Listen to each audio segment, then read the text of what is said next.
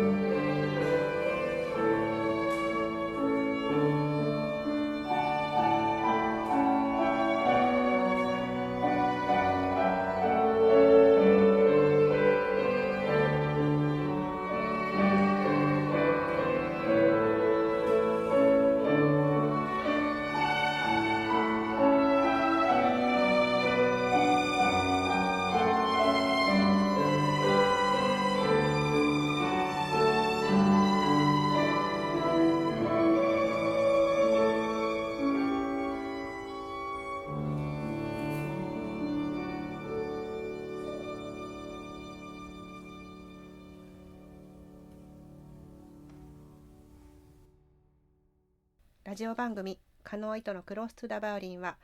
横浜マリン FM で毎週火曜日お昼12時半から13時まで毎週私カノーイトの生演奏とトークでお送りしています。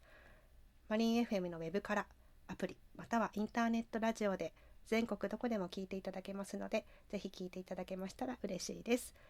またカノーイトの演奏活動はカノーイトのホームページインフォメーションのサイトでご覧いただけます。